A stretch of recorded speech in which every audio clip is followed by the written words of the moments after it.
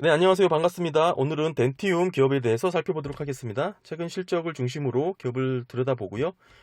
공시된 21년 3분기 재무제표를 통해서 어떤 기업인지 살펴보도록 하겠습니다. 먼저 공시 내용 보시면 21년 결산이 일단은 어닝 서프라이즈죠. 매출액이 2,900억 원, YY 27% 증가했고요. 영업이익 700억 원, YY 76%, 당기순이 560억 원, YY 154% 증가했습니다.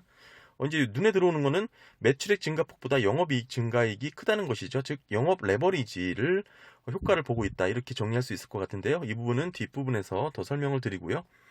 먼저 이제 가동률 보시면 주력 공장이라고 할 수 있는 광교 공장 지금 뭐 83.5%가 나왔는데 아마 이제 21년 결산 기준으로 90%를 상회하겠죠.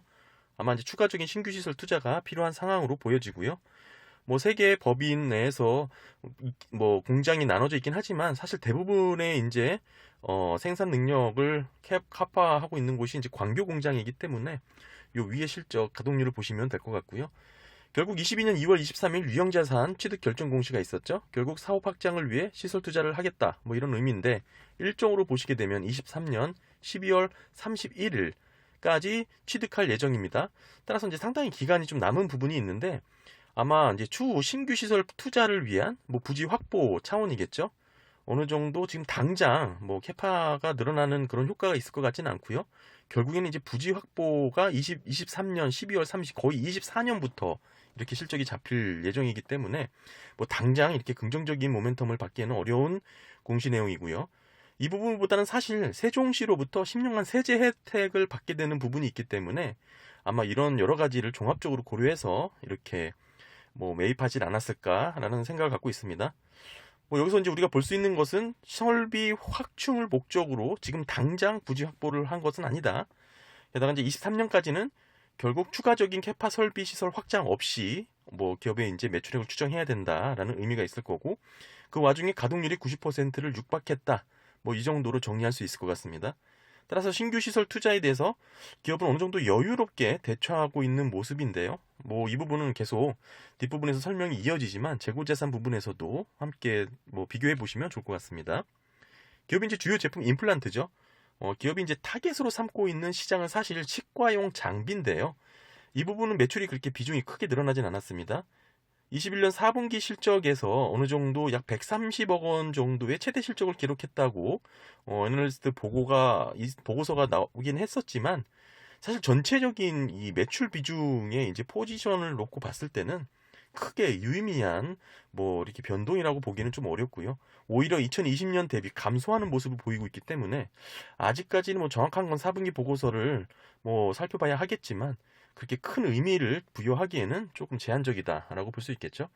결국엔 이제 임플란트로 뭐 매출 숫자가 잡히고 있다, 이렇게 볼 수 있습니다. 덴티움 자산은 5,600억 원이고요. 이 중 유형 자산이 보시는 것처럼 48%, 약 50%를 차지하여 대부분을 구성하였고, 그 외에는 이제 매출채권 재고 자산이 각각 14%씩, 현금성 자산 11% 순으로 구성되었고요. 자산의 구성이 깔끔하죠. 영업성 위주로 구성이 되었습니다. 덴티움 이제 유형 자산 비중이 높았기 때문에 세부 내용 살펴보시면 토지 건물이 80% 비중이죠. 기계장치는 11%고요. 전체 유형 자산 구성 중에 기계장치 비중이 좀 낮은 수준입니다. 특별히 기계장치 투자를 요구하지 않는 기업 산업의 특성을 보인다고도 할 수 있고요. 사실 이런 기계장치의 비중이 낮은 기업들 같은 경우에는 사실 진입장벽이 어느 정도 낮다고도 볼 수 있고, 더불어서 뭐 경쟁 기업들이 많은 경우가 많죠. 뭐 꼭 덴티움이 이제 비교해서 이렇게 말씀드리는 건 아니고, 전반적으로 기계장치 비중이 낮은 유형자산 구성을 갖추고 있는 산업군은 대개 진입장벽이 낮고 경쟁 기업들이 많다, 이렇게 접근하시는 것도 뭐 크게 틀리진 않습니다. 다음 매출 채권이죠.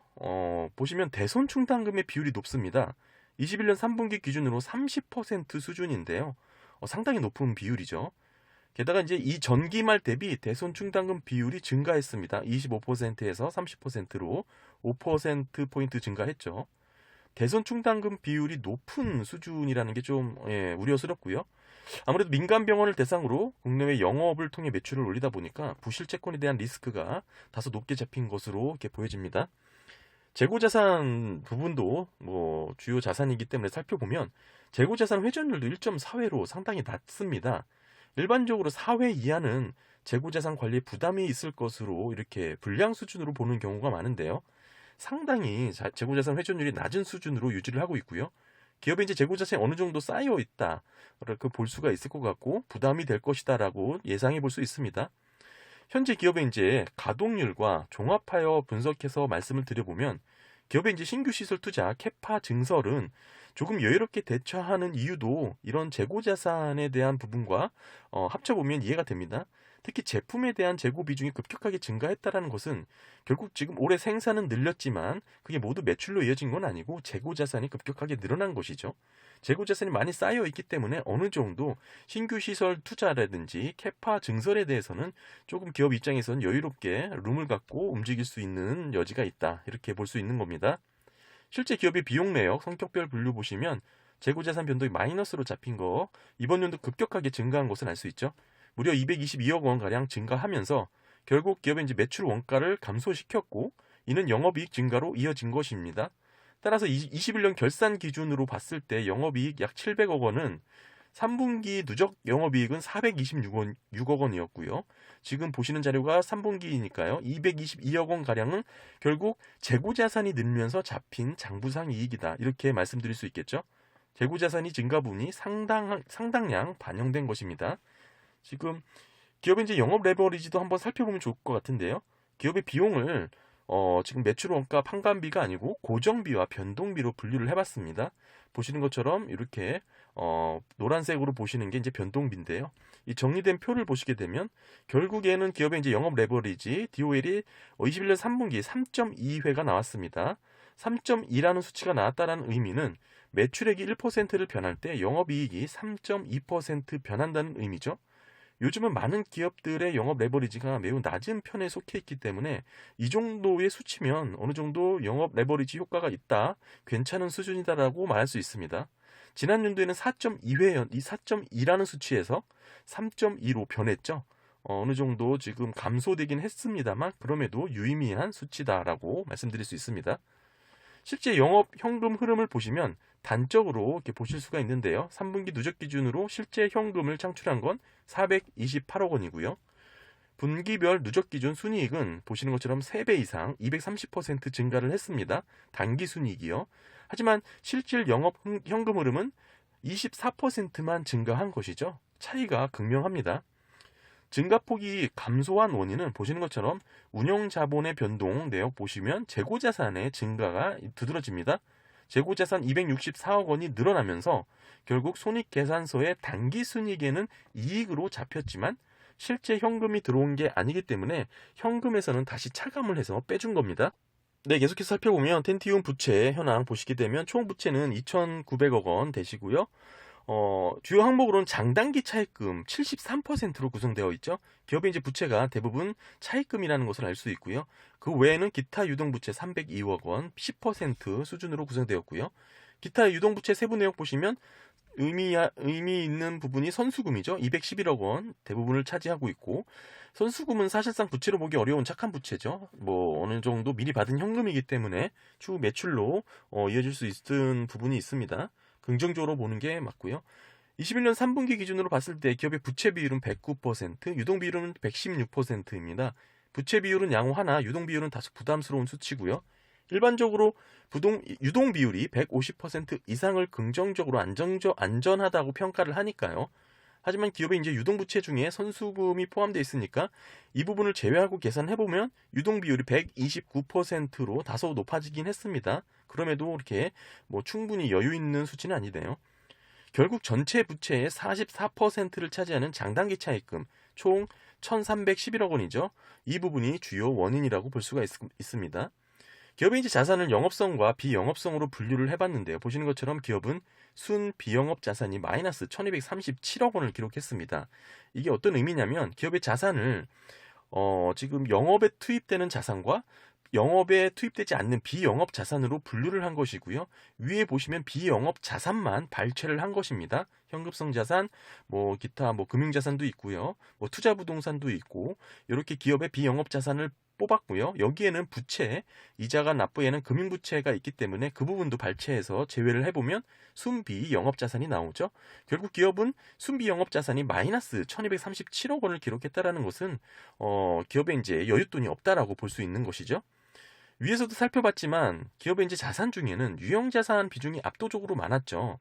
사실 이 유형자산이라는 것은 영업자산이기 때문에 비영업자산에는 포함이 되진 않습니다. 하지만 저는 개인적으로 유형자산 중 기계장치 비중이 낮고 특히 이제 압도적으로 토지건물 비중이 높았기 때문에 지금 현재 덴티움 기업의 특성상 유형자산 중 토지건물의 약 50% 수준은 어느 정도 투자 부동산 성격으로 봐도 무방하다라고 보기 때문에 이를 대입해서 다시 분류를 해봐도 마찬가지입니다. 순비 영업자산 마이너스 폭이 대폭 줄어들긴 했지만 그래도 마이너스 160억 원이 잡혔고요. 지금 이 부분은 보시는 것처럼 지금 아까 말씀드린 그 유형자산 중 토지 건물의 50% 수준만 반영해서 다시 계산해 본 겁니다. 그래도 마찬가지로 비영업자산, 순비영업자산은 마이너스 160억 원이 나왔다 이 얘기죠. 결국 종합해서 말씀드리면 기업은 비영업자산이 적자인 기업입니다. 현금이 없다라는 것이죠. 차입금을 조달하여 영업자산에 투자를 집중하고 있는 것이고요. 지금까지 현금을 창출하여 기업에 현금이 쌓이고 있는 건 아닙니다. 즉 여윳돈이 없는 것이죠. 이 그래프로 보시면 더 극명하게 이해가 되실 테고요. 개인적으로는 기업에 저는 비영업 자산이 많은 걸 좋아하진 않습니다. 기업이 이제 돈을 쌓아놓고 있는 모습이 별로 좋다고 여기지 않기 때문이죠. 그래도 이렇게 적자를 보이는 것도 마찬가지로 좋진 않죠. 기업의 이제 자산 구성이 아무래도 유형자산, 매출채권, 재고자산으로 이루어졌기 때문에 지금의 이런 모습이 나타난 것이고요. 대부분 재고자산에 대한 부담도 있었고 매출채권 부분도 들여다봤고요. 유형자산 세부 내역도 들여다봤지만 결국엔 기업은 이 영업성 자산 위주로 구성이 되어 있었기 때문에 지금의 이 비영업 자산의 비율이 이렇게 낮게 마이너스로 잡힐 수밖에 없는 것이죠. 이 뜻은 아까도 말씀드렸지만 지금 현재 기업의 현금 부자는 아니다. 여윳돈이 없다. 이렇게 보시면 됩니다. 보시면 총 마진율이 상당히 높죠. 64.5% 21년을 기록했는데요. 마찬가지만 영업이익률과의 차이가 제법 나타납니다. 물론 지금 영업이익률이 21.6%인데요. 이 수치 자체만 놓고 봤을 때는 그렇게 나쁜 수준은 아닙니다. 그럼에도 이 영업 매출 총이익률과의 차이가 상당히 이렇게 나타나고 있는데 이 원인을 살펴보시면 대손상각비가 34억 원 잡힌 부분이 있고요. 위에서 언급했지만 매출 채권에 잡힌 대손 충당금 340억 원 중에 지금 실제로 대손 상각 처리가 된 34억 원은 결국 돈을 받지 못해 대손 상각으로 처리를 한 것이죠. 이 때문에 결국에는 이 영업 이익도 낮아지게 될 거고요. 영업 이익률도 낮아지게 되는 원인이 되는 겁니다. 분명 이제 임플란트라고 하면 치과 매출이 대부분일 텐데요. 치과도 요즘 부도가 많이 나고 있는지 못 받고 있는 돈이 제법 되는 현상입니다. 그 외에도 연구개발 지출이 약 19년도 85억 원, 20년도 56억 원, 21년 3분기 누적 기준 32억 원 수준이 있고요. 제법 상당량의 연구개발 지출을 하고 있고 게다가 이제 긍정적인 부분은 자산 계상, 즉 무형자산의 개발비 항목으로 처리하고 있는 부분이 없고 전액 비용으로 판관비 처리하고 있죠. 상당히 바람직한 모습이라고 할 수 있습니다. 또한 이제 이 수익성 지표 보시면 전체적으로 기업의 ROIC가 그렇게 높은 수준은 아닙니다. 이는 기업의 이제 자산 구성에 유형자산의 비중이 높았기 때문에 그런 모습이 나타나고요. 이 부분을 또 면밀하게 들어볼 필요가 있는데 실제 기업의 유형자산 중 토지건물이 차지하고 있는 비중이 압도적으로 높았기 때문에 기계장치가 10% 수준이었다는 것을 감안하면 그 성격에 있어서 일정 부분은 투자부동산 성격으로 봐야 된다. 그렇게 된다면 결국 투입되는 영업성 자산이 줄어들기 때문에 결국 ROIC도 높아질 것이다. 이렇게 이해하는 것이 좋습니다. 참고로 21년 ROIC 같은 경우에는 오류고요. 네이버 자료를 사용했지만 아마 이연법인세 관련해서 계산 오류가 있는 것 같고요. 결국 ROE, ROA 중간 정도로 이렇게 위치를 하는 게 맞습니다. 그럼에도 지금 수치 ROIC는 그렇게 높은 수치는 아니라는 거 이렇게만 말씀을 드리고요. 탑라인의 증가 추이가 보이시죠? 기업은 2020년 코로나 여파에 따라 매출이 급감한 경우를 제외하고 성장세가 뚜렷하게 나타납니다. 특히 2019년에 매출을 돌파하면서 최고치를 기록했다는 것은 매우 긍정적인 포인트죠. 빠르게 회복하면서 매출액 증가율이 27.3%를 기록했습니다. 사실상 기업의 이제 재무제표 이 개별적인 부분 항목 하나하나를 들여다보면 세부적인 내용들, 부족한 부분이라든지 부정적인 내용들이 좀 뭐 있었습니다. 하지만 이 매출액 증가가 모든 걸 덮어버리고 있는 양상이죠. 결국 기업이라는 것은 이 외형 성장에 따라 이 영업 레버리지 효과를 톡톡히 보고 있다고 이렇게 말씀드릴 수 있을 것 같고요. 이 워낙에 탑라인 성장세가 우수하니까 그로 인해 다른 부분도 이렇게 따라오고 있는 형국입니다. 소위 매출액이 깡패라는 말이 생각나고요. 역시 이 탑라인의 증가 추이는 투자에 있어서 매우 중요한 포인트다라고 정리를 할 수가 있을 것 같습니다. 기업의 이제 주요 경쟁 기업으로는 덴티스라는 이제 오스템 임플란트가 있는데요. 각각 이제 보시면 위에 영상 참고하셔서 함께 비교를 해보시면 좋을 것 같습니다. 오늘 간단하게 덴티움 기업에 대해서 살펴봤고요. 최근 실적을 통해서 기업의 이제 재무제표를 중심으로 어떤 기업인지 살펴봤습니다. 두드러지는 것은 매출액 성장세가 압도적이었다. 그로 인한 영업 레버리지 효과를 보면서 실적을 견인하고 있다. 이렇게 정리할 수 있을 것 같고요. 그 와중에도 세부적인 재무제표상 기업의 이제 부족한 부분, 매출 채권이라든지 재고자산에 대한 부분들 함께 살펴봤습니다. 기업이 궁금하신 분들에게 다소 도움이 되셨기를 바랍니다. 감사합니다.